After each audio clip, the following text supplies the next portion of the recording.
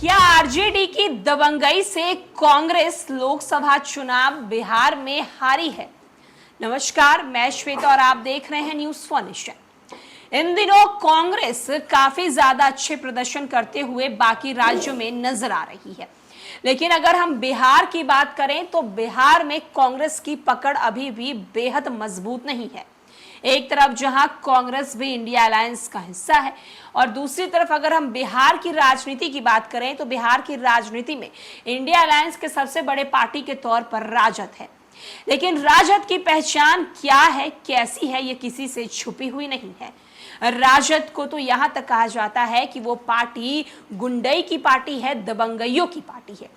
और अब एक बार फिर से कांग्रेस की बैठक में ये बातें जो हैं वो सुनने को मिल रही हैं। कांग्रेस की चुनावी समीक्षा बैठक किसी अंतिम और सर्वसहमत निष्कर्ष के बिना सोमवार को सहजता में संपन्न हो गई।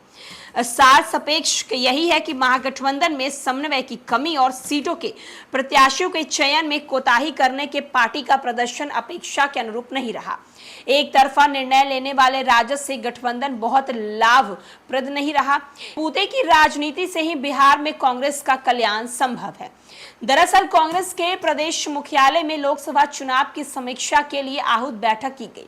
अध्यक्षता प्रदेश अध्यक्ष अखिलेश प्रसाद सिंह ने की। उनमें 36 जिला अध्यक्षों के सह भागिता रही।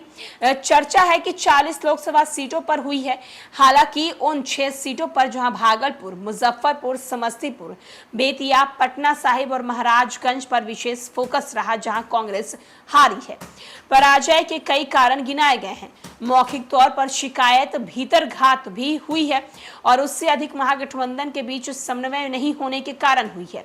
प्रदेश से लेकर प्रखंड और पंचायत स्तर तक मिलने की कमी जो है, यानी कि साथ आने की कमी दिखाई दी है।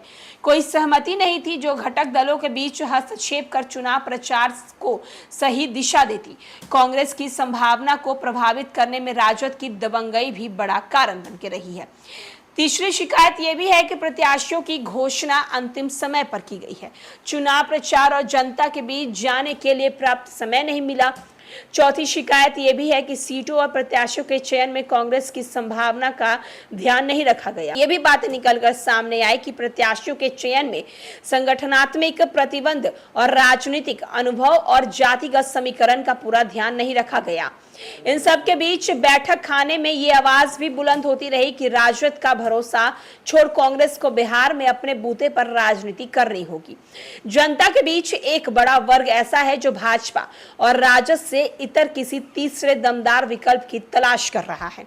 ऐसे में अकेले दम पर चुनाव मैदान में उतरकर कांग्रेस अपनी पुरानी जमीन को वापस पा सकती है। राजद के अतीत और उसकी नकारात्मक छवि से कांग्रेस को नुकसान हो रहा है। प्रदेश अध्यक्ष ने निर्देश दिया है कि सभी जिला अध्यक्ष सप्ताह भीतर अपनी शिकायत और सुझाव लिखित रूप में उपलब्ध कराएं। उन्होंने सूचीबद्ध पर केंद्रीय नेतृत्व को भेज दिया है और इसी के साथ उन्होंने जिला अध्यक्षों को महीने भीतर जिला प्रखंड के समिति के गठन करने का भी निर्देश दिया है और नवगठित समिति की सूची प्रदेश कार्यालय को उपलब्ध करानी है। जिला अध्यक्ष परवेज जमाल ने भागलपुर में कांग्रेस की हार का कारण प्रत्याशी अजीत शर्मा का अहंकारी स्वभाव बताया। उन्होंने कहा, जदयू प्रत्याशी अजय मंडल के विरुद्ध प्राप्त नाराजगी थी, लेकिन अपनी विनम्रता के कारण अजय मंडल चुनाव जीत गए। ऐसी ही शिकायतें कई जिलों में हुई है, जहां सारण, जमुई और मुंगेर संसदीय क्षेत्र में महागठबंधन के पराजय का कारण भी भीतर घात बताया जा रहा है।